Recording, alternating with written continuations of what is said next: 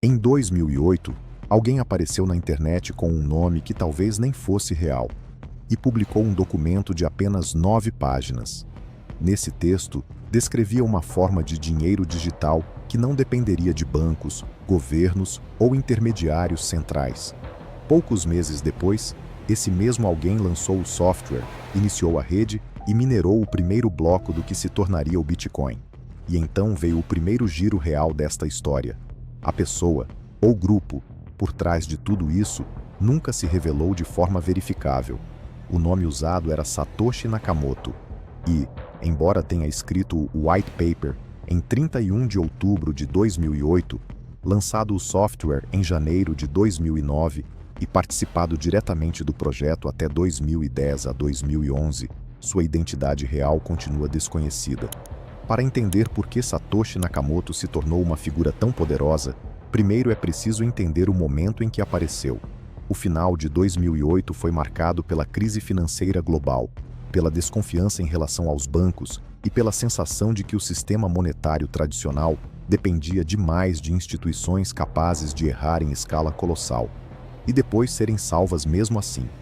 Nesse ambiente, a ideia de dinheiro sem banco central, sem confiança obrigatória em terceiros e baseado em regras abertas, tinha uma força simbólica enorme. O White Paper de Bitcoin não surgiu num vácuo. Surgiu num mundo já cansado de intermediários, e talvez por isso tenha soado, para alguns, menos como fantasia tecnológica e mais como proposta histórica. O próprio bloco Gênesis, minerado em 3 de janeiro de 2009, trazia embutida a frase The Times, 3 de janeiro de 2009, Chancellor on brink of second bailout for banks, conectando o nascimento do Bitcoin ao clima de crise e desconfiança daquele momento. O texto publicado por Satoshi se chamava Bitcoin, a Peer-to-Peer Electronic Cash System. Nele, a proposta era elegantemente radical: criar um sistema de dinheiro eletrônico usuário a usuário, sem depender de confiança numa instituição central para registrar e validar pagamentos. O problema clássico que esse sistema precisava resolver era o gasto duplo, a possibilidade de copiar e gastar a mesma unidade digital mais de uma vez. A solução de Satoshi combinava ideias anteriores de criptografia, prova de trabalho, redes peer-to-peer e registro distribuído em uma arquitetura nova, o bastante para funcionar como sistema completo. E esse é um ponto central do mito e da realidade de Satoshi Nakamoto. Ele não criou tudo do zero, mas reuniu e articulou elementos existentes de uma forma que finalmente produziu algo vivo. É por isso que o White Paper ainda é tratado como documento fundacional da história do Bitcoin.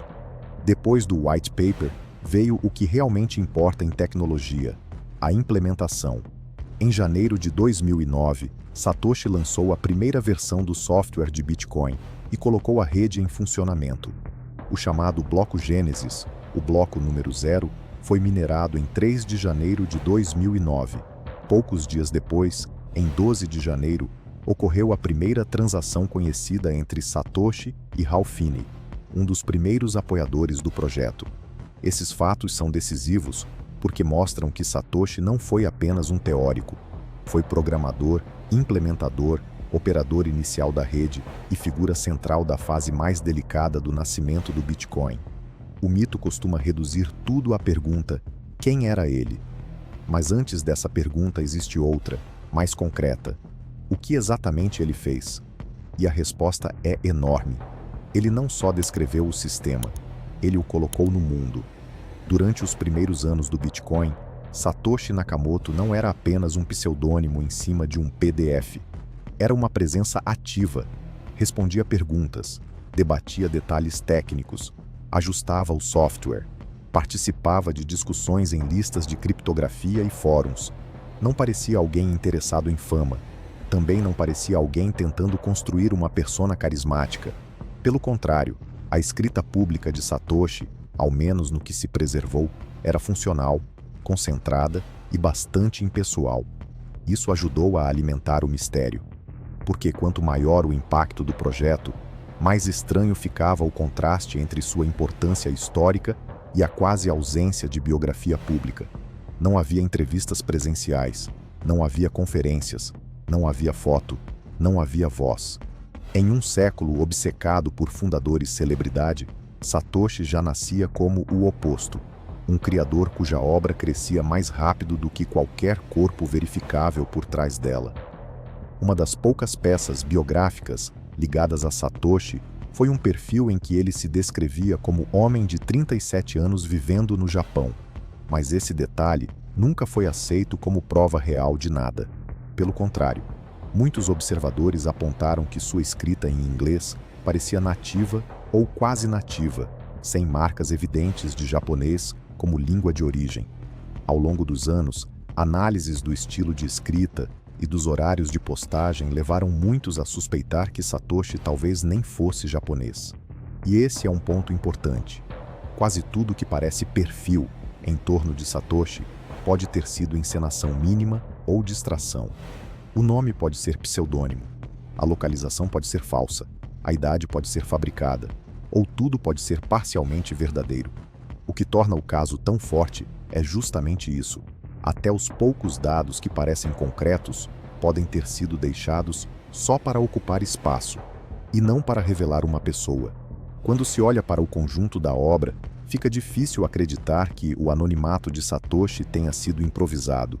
O nome japonês, o uso de canais online, a ausência de exposição física e a separação entre obra e identidade sugerem um cuidado deliberado.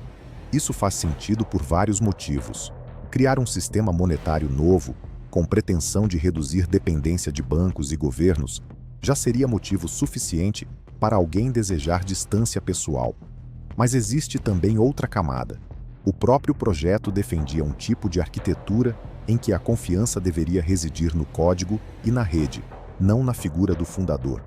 Nesse sentido, o anonimato não apenas protegia Satoshi, ele também fortalecia a narrativa do Bitcoin como sistema sem centro humano visível. Talvez nenhum fundador conhecido, por mais brilhante que fosse, pudesse simbolizar tão bem uma rede descentralizada quanto alguém que simplesmente não está ali. Satoshi não surgiu intelectualmente do nada. O Bitcoin foi lançado num ambiente onde já circulavam ideias sobre privacidade, criptografia, dinheiro digital e resistência a controle centralizado. Nomes como Hal Finney, Wei Dai e Nick Szabo aparecem repetidamente no contexto inicial por uma razão simples. Eles já pensavam em formas de dinheiro ou sistemas descentralizados antes do Bitcoin existir.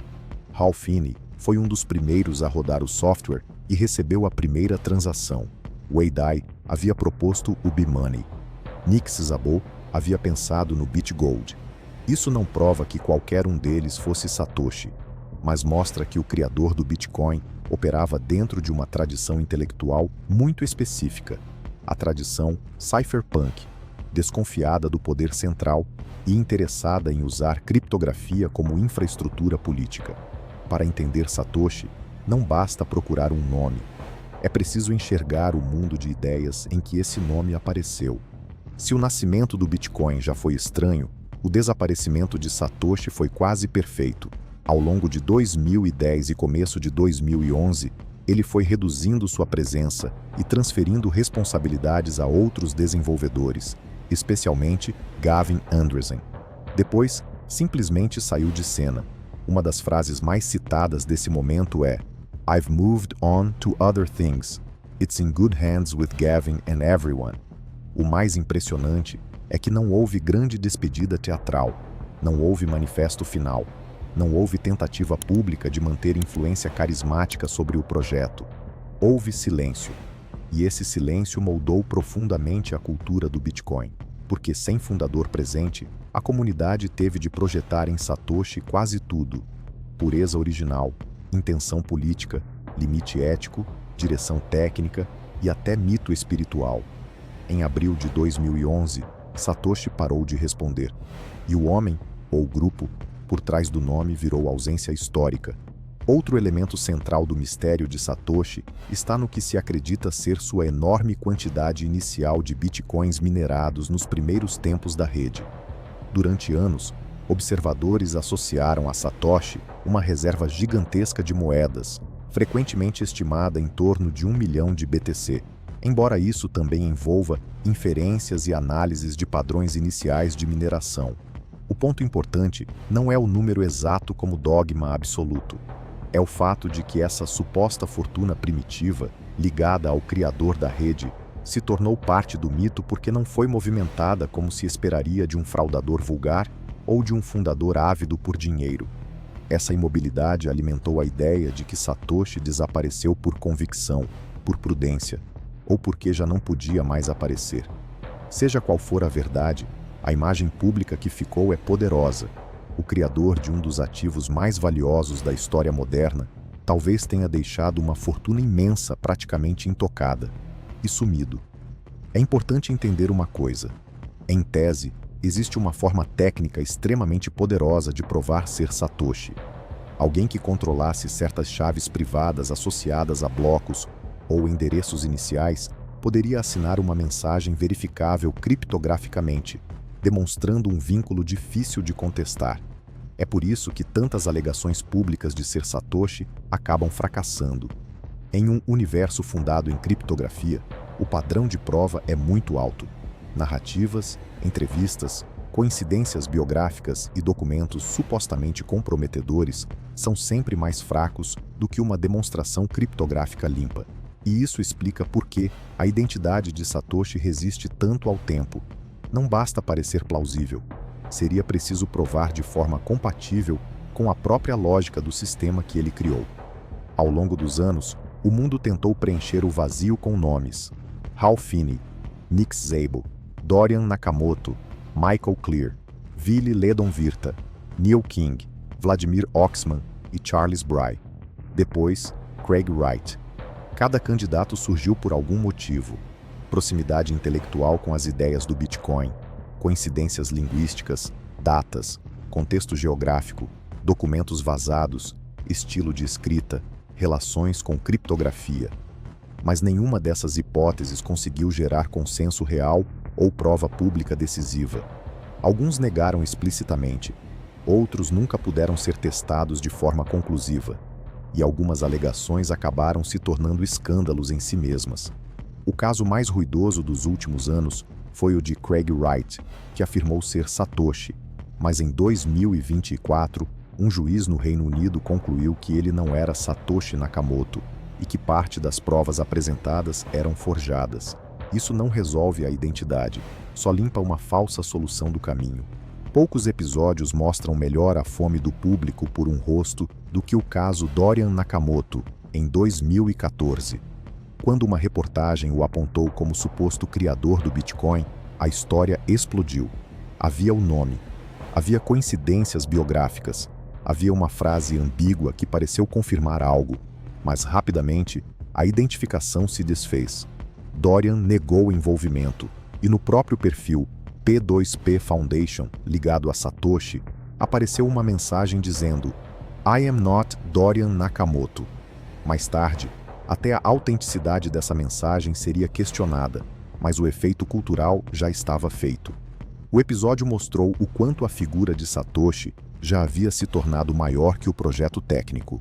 O mundo não queria apenas entender Bitcoin, queria ver o fantasma. Se Dorian representou o erro de atribuição midiática, Craig Wright representou outra coisa: a tentativa mais barulhenta de ocupar o lugar de Satoshi sem prova técnica convincente. Durante anos, Wright afirmou ser o criador do Bitcoin. O caso arrastou discussões, apoio de alguns nomes do ecossistema e longas batalhas judiciais.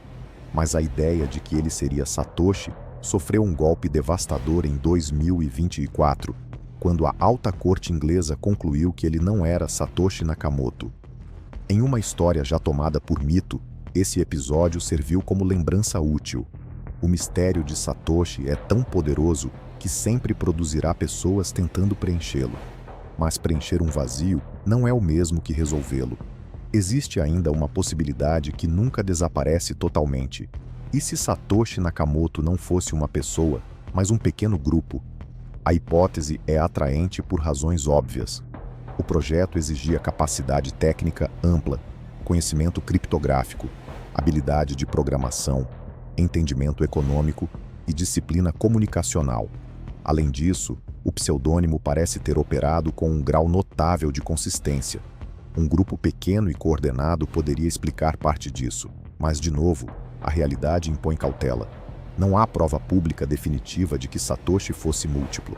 A hipótese existe porque faz sentido para alguns observadores, não porque tenha sido demonstrada. E talvez o mais importante seja isto: seja um indivíduo, seja um grupo, a assinatura histórica continua a mesma. O nome Satoshi Nakamoto funcionou como máscara perfeita, máscara suficiente para mudar o dinheiro digital e ainda assim escapar da biografia. Talvez o gesto mais importante de Satoshi não tenha sido criar o Bitcoin.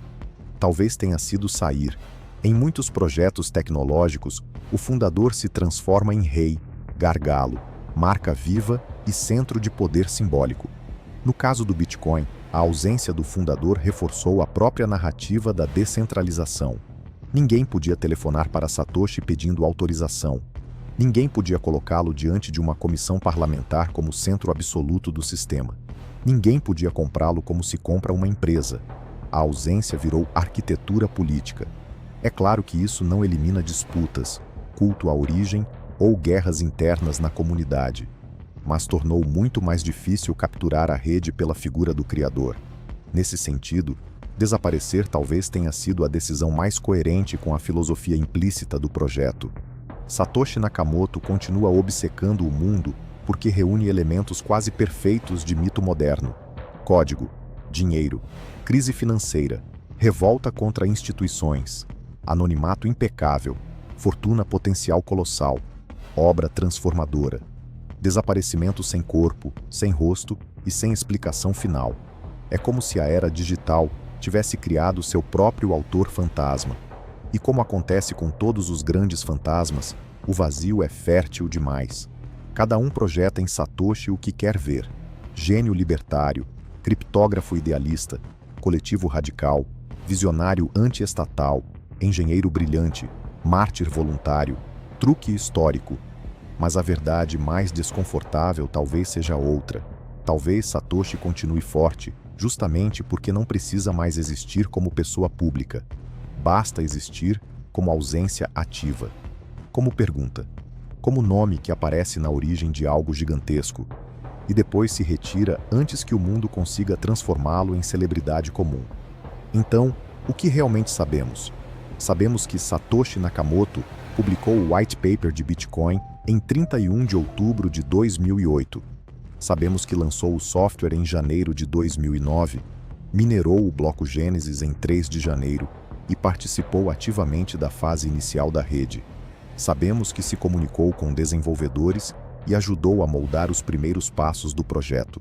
Sabemos que foi se afastando até desaparecer da vida pública do Bitcoin em 2011.